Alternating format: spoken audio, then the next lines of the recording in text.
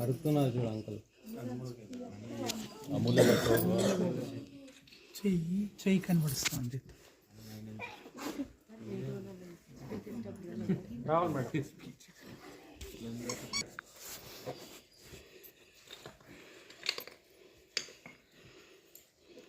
అక్కమ్మహమ్మద్ అమ్మవారిది కర్ణాటక రాష్ట్రం శివమొగ్గ డిస్ట్రిక్ట్ కుడితేడైన చిన్న పల్లెటూరులో జన్మించారు.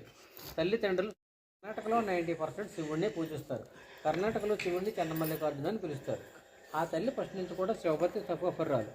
ఆ తల్లి తన ఆరాధ్య దైవమైన శివేశ్వర రూపాన్ని చూసి చేసుకుంటే శివుడినే పెళ్లి చేసుకుని ఆశపడుతున్న అమ్మవారు మహాసౌందర్యవతి. ఆ తల్లి రూపం ఎంతంటే సృష్టిలో ఉన్న అందాలన్నీ తీసుకొచ్చి ఒక చోట పెడితే వాటికంటే అందంగా ఉంటుందండి ఆ తల్లి. కానీ ఆ తల్లి ఏనాడు తన బాహ్య శరీరాన్ని చూసి మోజుపడలేదు. తన ఆరాధ్య దైవమైన శివ కోసమే తపస్సు చేసేది. అలా తపస్సు చేస్తుంటే కర్ణాటక రాజు కౌశికుడు జైన మతస్థుడు అమ్మవారి ఒక అందాన్ని అమ్మవారి ఒక గుణాన్ని చూసి పెళ్లి చేసుకుంటే పాసపడతారండి. మంత్రి గారి చేత అక్క మహాదేవి తల్లిడు కరు పంపిస్తారు. ఏమని రాజుగారు మీ అమ్మాయిని వివాహం చేసుకుంటానంటున్నారు. ఒప్పుకోని పక్షంలో మీరు జీవితకది చేయండి. తల్లిదండ్రులకి విషయం తెలియగానే బాధపడతారండి. ఎందుకంటే ఈ తల్లి చేసుకుంటే శివుడినే పెళ్లి చేసుకున్నాను అనుకోండి. అమ్మవారు కూడా ఇష్టం తెలుస్తుందనమాట. నాకు జన్మనిచ్చిన తల్లిదండ్రులకి ఇంత ప్రాబ్లం వివాహానికి ఒప్పుకోని పక్షంలో జీవితకది చేయాలని చెప్పి నేరుగా రాజుగారి దగ్గర బయలుదేరుతున్న అమ్మవారు 3 కండిషన్లు పెడుతుందండి రాజుగారికి. మొదటిది ఏంటంటే మత మార్పిడి. మీ జైన మతస్థుని చేరేస్తారు ఇంకేం మతంలోకి మారాలని చెప్పింది. ఎందుకంటే అప్పట్లో చుట్టూ చూస్తున్నారు జైన మతస్థులు. రాజుగారి దానికి ఓకే చెప్తారు. రెండోది ఏంటంటే మీ దగ్గర ఉన్న డబ్బు సిరి సంపదలు ఇక్కడున్న పేద ప్రజలకు నేను దానాధర్మం చేస్తాను, ఎంత చేస్తానో మీరు అబ్జెక్షన్ పెట్టుకోవద్దు, దానికి కూడా ఓకే చెప్తారు. మూడోది మీరున్న పూజా మందిరంలోనే కొన్ని రోజుల పాటు నేను తపస్సు చేస్తాను, తపస్సులో ఉండగా మీరు టచ్ చేయరాదు, దానికి కూడా ఓకే చెప్తారు. ఎందుకంటే ఈ రాజ్యానికి కాబోయే రాజులు కదా, ఏదో వారం 10 రోజులు తపస్సు చేసి పెట్టుకుంటుంది, తర్వాత వివాహం చేసుకుందామని. ఆ తల్లి తన శిబిరాన్ని ఏర్పాటు చేసుకుంటే ఒక శివలింగం చేత పెట్టుకుంటే ఓం నమస్సు అంటే తపస్సు చేస్తుందండి. రోజులు వారాలు నెలలు సంవత్సరాలు పెడితే ఓం నమస్సు అనే మంత్రం తప్ప రాజుగారు 2 కేకలు పెట్టినా శివుడిలో నుంచి బయటికి రాదండి. రాజుగారు అంటారనమాట, ఏదో వారం 10 రోజులు తపస్సు చేస్తుంది అనుకున్న 2 రోజులు అయితే ఎలాగా నా వయసు నేవనం మొత్తం తరిగిపోతుందని చెప్పిన కామత్రేమ అప్పులేక ఆ శిబిరంలో దేశంలో ఉన్నవాడిని ఆలంగన కోలిగించుకుపోతారనమాట.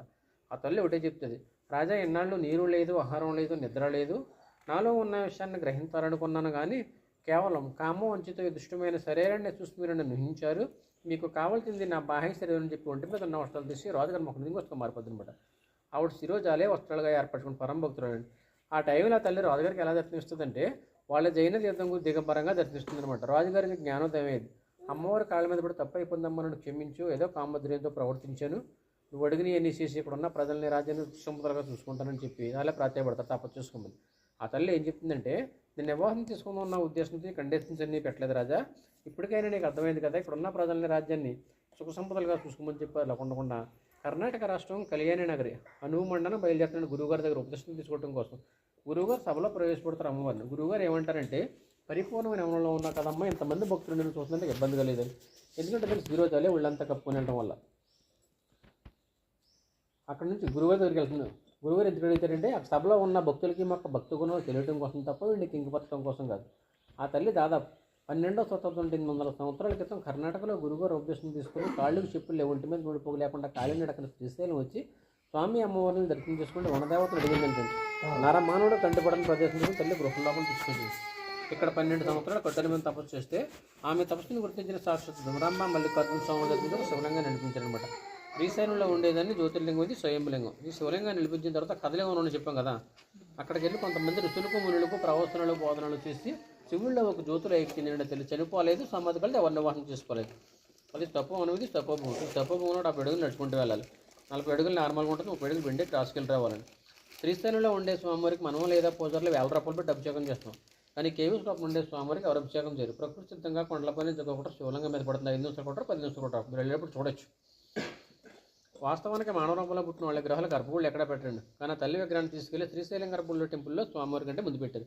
మీరు లింగ దర్శనం చేసుకుంటాం గర్భగుడిలోకి ఎంటర్ అవ్వగానే ఒక నల్ల దగ్గర ఉంటుంది, గమనించారు, లెఫ్ట్ సైడ్ గర్భగుడిలోకి ఎంటర్ అవ్వగానే ఎడం వైపు చూడలేదు ఎవరు, చాలామంది స్వామివారి మీద పడుతుంది దృష్టి ఎడం పక్కన ఉంటుంది అన్నమాట అమ్మవారి దగ్గర. మళ్ళీ రిటర్న్లో 2 ఉంటాయి, ఏమరెడ్డి మల్లమ్మ, సిద్ధిరామప్ప. వీళ్ళు ముగ్గురు కర్ణాటక చెందిన వాళ్ళే, మనకలాగా మానవ జన్మెత్తిన వాళ్ళు. ఇంకొకరు ఎవరు మనకలాంటి మానవ జన్మెత్తిన వాళ్ళే శ్రీశైలం గర్భగుడిలో స్వామివారి ముందు పెట్టారంటే వాళ్ళు ఎంత భక్తి పరులో త్రాళేస్తుంటారు సార్. వాస్తవానికి డబ్బున్న వాళ్ళు కొన్ని వేల కోట్ల డొనేషన్ చేసిన శిలా పథకాల మీద పేర్లు పెడతారు తప్ప విగ్రహాలు ఎక్కడ పెట్టండి. వీళ్ళు ముగ్గురు కర్ణాటక చెందిన వాళ్ళే. నల్లమల్ల ఫారెస్ట్లో శివ కోసం తప్పతే శివుళ్ళు ఒక జ్యోతులు ఎక్కారండి. అర్థమవుతారు అందరికీ. ఇప్పుడు 40 అడుగులు లోపల వెళ్ళి అరుస్తున్నారు చూడు అంకుల్.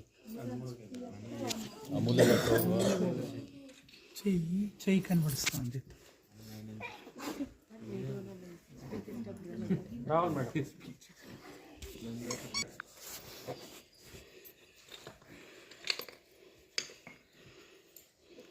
అక్కమ్మహమ్మద్ అమ్మవారిది కర్ణాటక రాష్ట్రం.